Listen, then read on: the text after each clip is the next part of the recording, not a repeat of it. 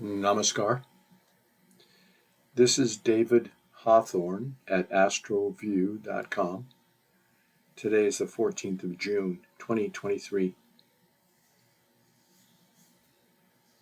It's actually the birth date for Donald Trump. June 14th, 1946, 10:54 a.m., Jamaica, New York. It's Eastern Daylight Saving Time. This gives Simha Lagna, Leo rising, 6 degrees 51 minutes.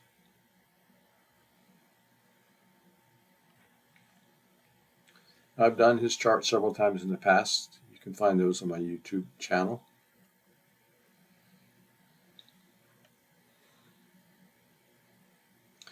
There is one that's confidential. If somebody wants that, you'd have to contact me directly through my email.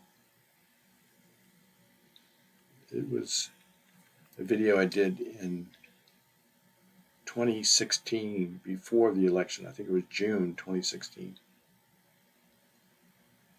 And the title is Why This Astrologer Will Not Vote for Donald Trump.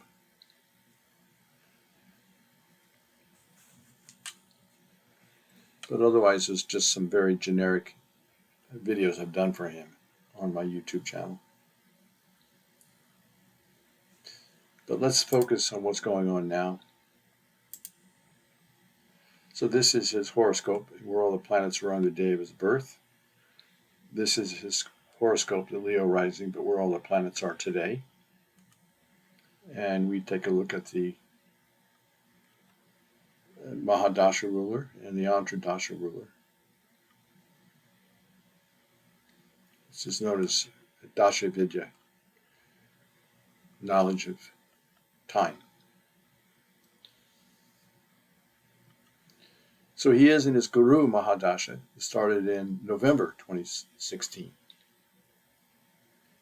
And it runs until November 2032, 16 years of Guru. Jupiter is very well placed in his chart, in the second house of wealth and status and speech and continuation of family life. Guru in Kanya, Jupiter in Virgo, ruled by Bud, by Mercury. Very well placed Mercury, very good degrees, 15 degrees, in its own sign of Gemini. So Bud and Matun.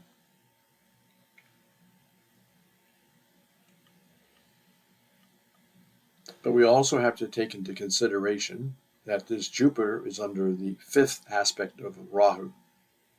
Rahu and Ketu, the north and south nodes of the moon, are mathematical ecliptic points, so they can cause an eclipse of a person at any time. It is true, Rahu in his 10th house gives him charisma, fame, fortune, energy, ambition, persuasiveness.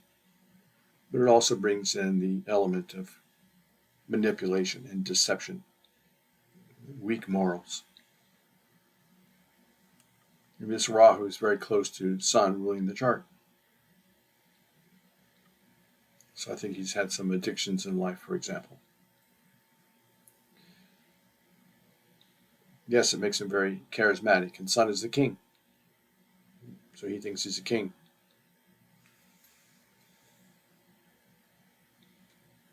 But Rahu is afflicting Sun, and Rahu's fifth aspect is within the 5-degree orb of Guru, Jupiter. So it has an impact on Jupiter. Jupiter rules wisdom, knowledge, morality, and law and justice. It's in the house of speech. It gives him deceptive, manipulative speech.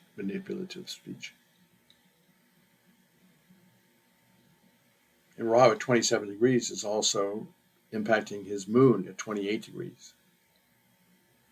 And Ketu is sitting right close to the moon. This is an eclipse of the moon. And this is an eclipse of the sun. This is the soul, this is the heart. It's an eclipse of the heart and soul, in my opinion, in this chart.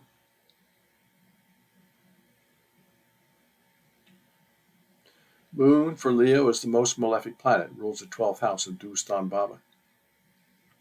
So it also afflicts the sun. So Ketu, Moon, and Rahu are afflicting the sun, ruling the chart. He doesn't know if he's coming or going. It's always high and low. Always desires. I still believe that he will meet ultimately with a very serious heart attack. Definitely has cardiovascular issues in his chart. Sun and Moon both rule the heart. Both afflicted.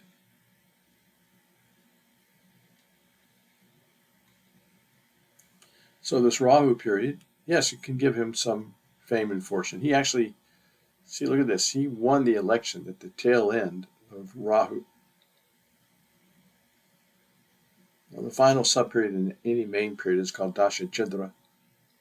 So it's disturbance or change, massive change. People that having the last year of Rahu always go through change.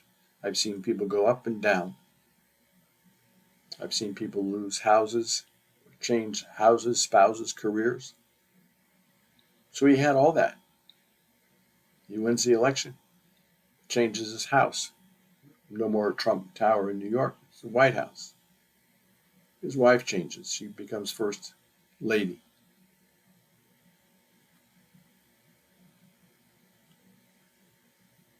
He goes into Jupiter, so it's pretty good for him.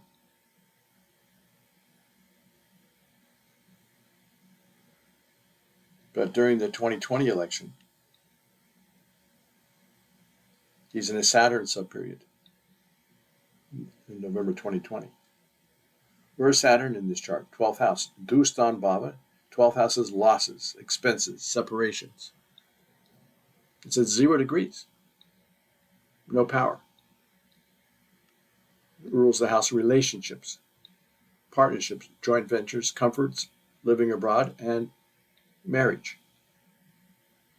So Saturn ruling marriage is in the house of losses. Venus ruling wife in the house of losses. So he's lost a couple of wives.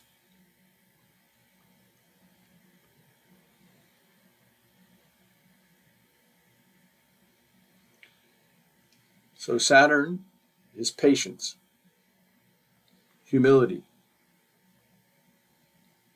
Weak Saturn causes impatience and distrust of others. He's always been fearful of others, and I think it has to do with Sun, his father. I think his father had a very powerful influence on him that was not ideal, that was not favorable.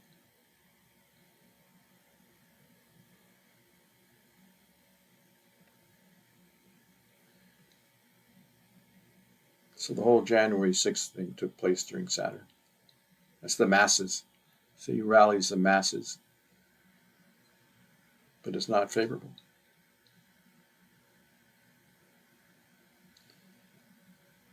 So he's been running this little Mercury subperiod, which is all well and good. But look what's going to happen here in October for about a year. So the main portion of the campaign, presidential campaign, is going to be run during Ketu subperiod. Now Ketu is Moksha Karaka, so it's all about spirituality. But how did Buddha become enlightened? He gave up the palace. So it's connected with being reclusive, ashrams, detachment, losses. It's non-material. So I don't think this is going to be a very good year for him. And K2 afflicts Moon, the heart, emotional value, mother figures. And Moon rules the 12th house of losses. So there's no protection for Moon. Even trouble living abroad. Trouble with intimacy. Never has had complete fulfillment on the level of intimacy in his life. Always wanting more.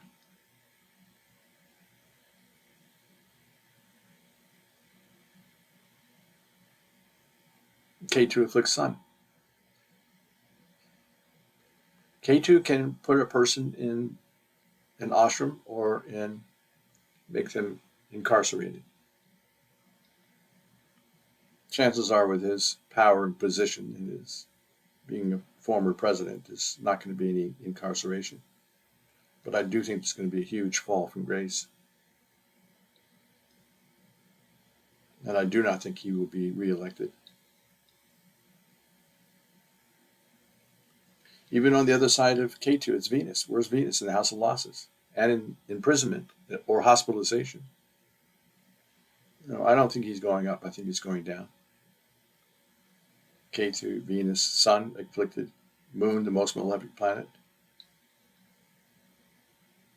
rules end of life, 12th house. I don't think that'll be very good for him. Even if he makes it to Mars, which is favorable and well placed, who rules Mars? An afflicted Sun. Planets cannot give greater results than the strength of their dispositor, their landlord. And then he goes into this Rahu period. And then he goes into 19 years of Saturn in the house of incarceration, or hospitalization, or end of life, or foreign lands.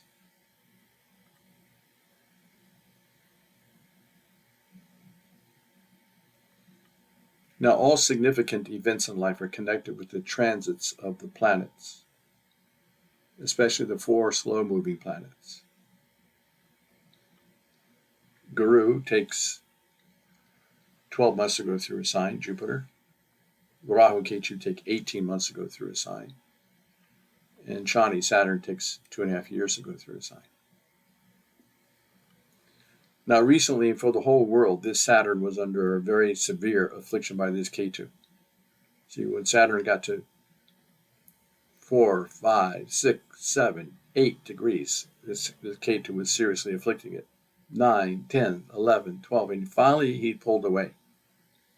But you notice about 3 or 4 months went by with a lot of problems for the masses, the elderly, the poor, and the needy, things of the earth, oil, gas, minerals. But there were also cyclones, earthquakes, tsunamis, hurricanes, tornadoes, volcanoes, K2 on Saturn. So now the good news is that Saturn is pulled away. Saturn will be in Aquarius. So slide him over here. He loves this Aquarius, and he's going to be very favorable for Donald Trump through March 2025. That's good news for him. You get a lot of support from the masses and from relationships. But it is not the only consideration. So yeah, maybe he'll raise millions of dollars and have a lot of support from the masses.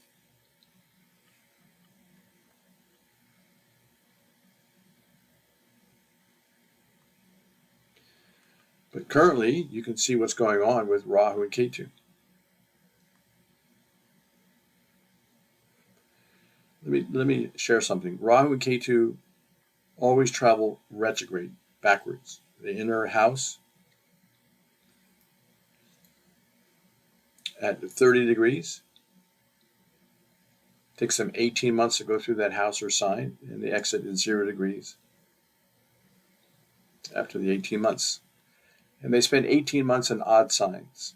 Now, because they have an impact 5, 7, and 9 houses away, they can reach out and touch any planets in the odd signs during that 18-month period. So the odd signs are 1, 3, 5, 7, 9, and 11. Then they go into even signs, 2, 4, 6, 8, 10, 12, for 18 months. Now, a lot of astrologers know that, but only systems approach astrologers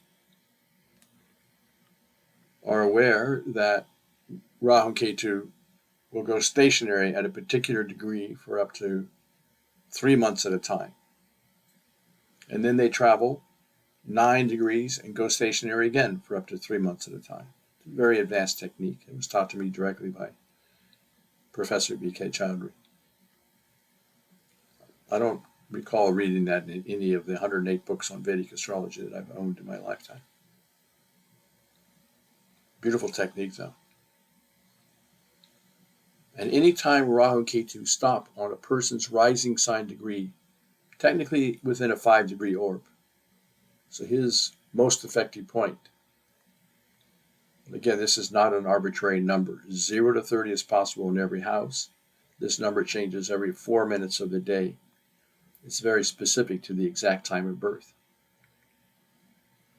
So in the systems approach to Vedic astrology paradigm, we call this most effective point of every house.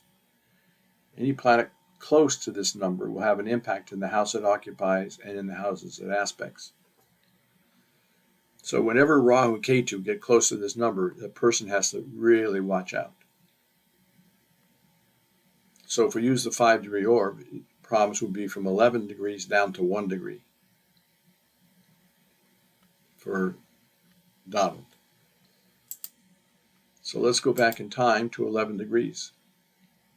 This is his chart. This inner circle is his chart. The outer circle is the transit chart. We're going to go back to 11 degrees. So Rahu and Ketu hit 11 degrees. Even if we round it off to the 1st of March, that's fine. 11 degrees. But he needs to get this number down to 1 before there's some relief. So this is all of March, all of April. By the end of April, they went stationary at 9 degrees. Now, if they went stationary at 6 degrees, that would have even been worse for him. But it's still an impact. If it was at 6 degrees, that would be 100% impact. So at 7 degrees, it would be an 80% impact. At 8 degrees, it would be 60%. At 9 degrees, 40%. So he's had a 40% dark cloud in 6 of his 12 houses.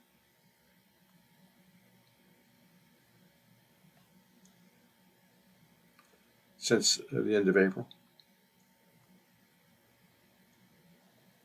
The first house is self-initiatives, mind, relationships, dharma, good fortune, income, friendships, all gone. Eclipse. So it was all of March, all of April, all of May, all of June, all of July. There it is. End of August, 1 degree.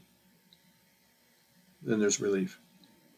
Some relief before then, but still stress until then.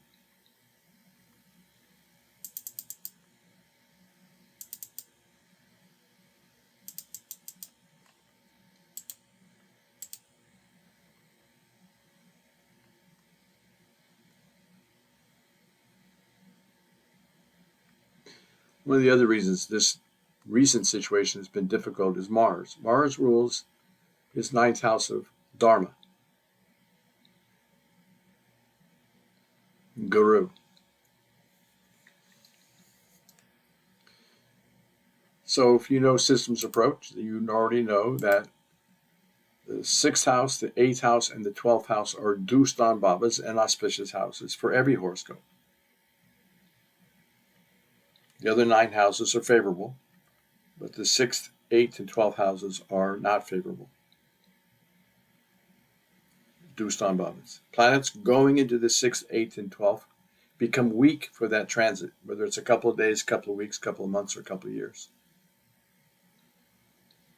And planets in the birth chart in the 6th, 8th, or 12th become weak. That's why he has a weak Venus and a weak Saturn.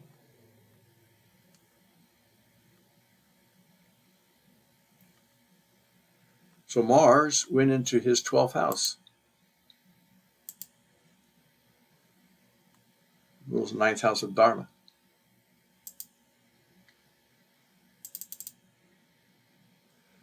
Twelfth house, losses, expenses, separation. So this was May 9th. Okay, May 10th. 0 degrees. Cancer. Debilitated. So this whole period is not good either. You know, transits that happen for a couple of days or a couple of weeks, they're manageable. But if it's a couple of months or longer, it's a stretch. It definitely causes stress. May 10th. Let's see how many weeks it's in the 12th house. 1, 2, 3, 4, 5, 6, 7. Almost 8 weeks. So it moves out on June 30th. Comes into his first house. So that could be good for him.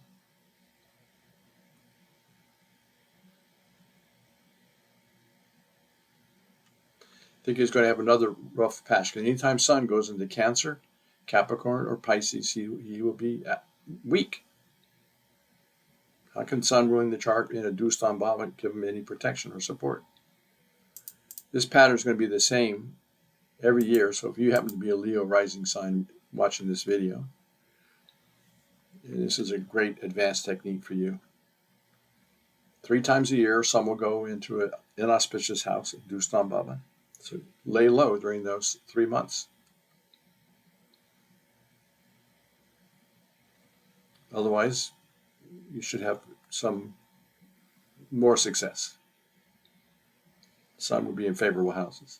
So every year, middle of July to middle of August is never good for Leos. They always call me. When Sun is in Leo, when Sun is in Cancer, when Sun is in Capricorn, when Sun is in Pisces, that's when I hear from Leo rising signs. All the time. It's like clockwork. What's going on? Well, if Sun is transiting the 6th house, there's conflicts and disputes, mental tension, financial issues, health issues. If it's in the 8th house, setbacks, obstructions, delays, things they're working on, screeching halt. 12th house, money goes out the door, losses and expenses like nobody business. So this is every year, middle of July to middle of August. Not good. Every year for Leo, we have to watch out middle of October to middle of November when Sun is in its debilitation sign. Favorable house, but still debilitated, so should get extra rest. Middle of January to middle of February every year, that's when Sun is in Capricorn. So conflicts, disputes, litigation.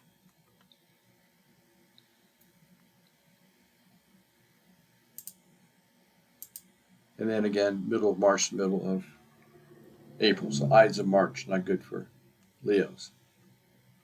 Middle of January to middle of February, middle of March to middle of April, and middle of July to middle of August. That's when Leos are most vulnerable.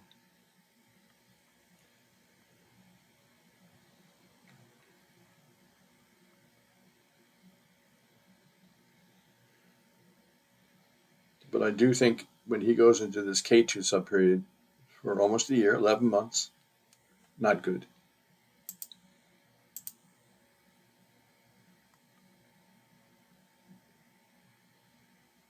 K2 afflicts Moon, ruining the 12th house of losses, expenses, hospitalization, imprisonment. And it afflicts Sun, ruining the chart. So some real serious karmic issues come, including sudden and the types that are associated with calamity.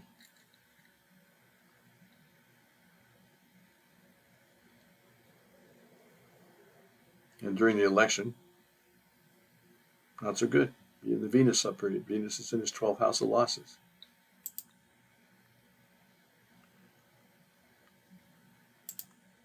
Okay, these are the main points. I just wanted to have my say during this incredibly intense time for the country and the world, with the former president of the United States facing so many legal battles.